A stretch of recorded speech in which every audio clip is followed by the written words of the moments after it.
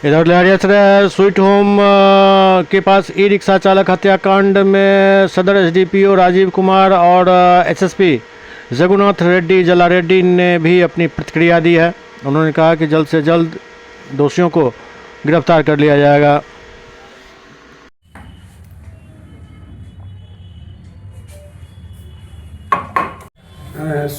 सुबह 6 बजे के आसपास लहरियासराय थाना को सूचना मिली कि वीआईपी रोड में कमर्शियल चौक पे एक टेम्पो खड़ी है जिसके बगल में उसके चालक गिरे हुए हैं। सूचना मिलते ही थानाध्यक्ष वहाँ पे पहुँचे, हमको भी सूचना मिली, मैं भी वहाँ पहुँचा।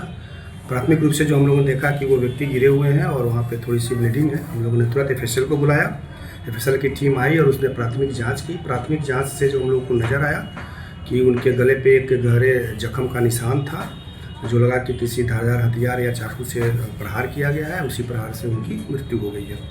उसके बाद हम लोगों ने एफएसएल टीम की प्राथमिक जांच के बाद उनको पोस्टमार्टम के लिए भेज दिया। उनके नाम पता का सत्यापन हम लोग किया तो अभी तक यही सूचना स्पष्ट हुई है कि वे बहेड़ी थाना क्षेत्र के अंतर्गत के निवासी हैं। उनके परिजनों की सूचना दे दी गई है। परिजन को उन्हें आते ही उनके बयान पर एफआईआर दर्ज करते हुए अनुसंधान का आगे का कार्य किया जाएगा।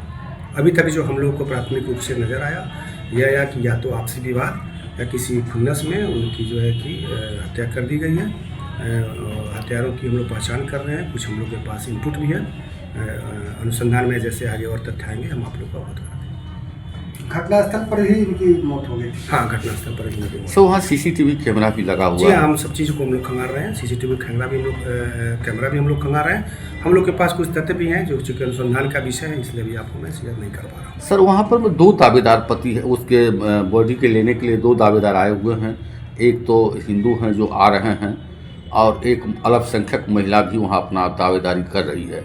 तो बॉडी किसको सपोर्ट की जाएगी? नहीं, इस मामले में अभी हम लोग कुछ स्पष्ट नहीं है। हम लोग को जो सूचना है उनके पुत्र हैं और वो दिल्ली से वापस आ रहे हैं। उनके आने के बाद जैसा वो आवेदन देंगे उसके अनुसार कार्रवाई देंगे। अगर उनके व्यक्तिगत जीवन की कोई और बातें होंगी, जैसा तथ्य सामने आएगा हम लोग ऐसा करेंगे। कुछ हथियार भी बरामद किया गया? नहीं, अभी कोई हथियार बरामद नहीं हुआ। क्या लग रहा है किस चीज़ से इनको? जैसा मैंने अभी आपको बताया कि पहले एक धारदार हथियार से गले पे चोट का निशान है जो एफएसएल ने प्राथमिक रूप से देखा है।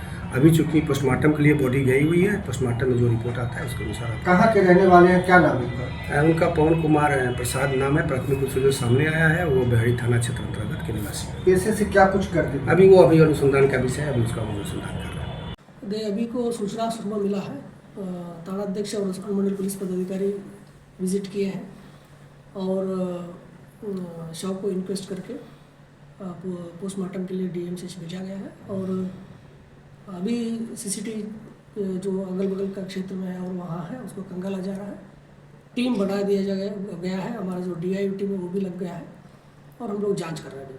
हत्या के पीछे वजह क्या कुछ सामने है? अभी तो जस्ट सूचना मिला है और पोस्टमार्टम के लिए भेजा गया है और सीसीटीवी चेक किया जा रहा है। जैसे अपडेट होता है तो आपको बता देंगे। सर इसमें मामला है कि उसकी दो पत्नी दावा कर रही है जो मेरा हस्बैंड है, और जांच का विषय जो भी प्रक्रिया आगे की किया जाएगा। ठीक है सर।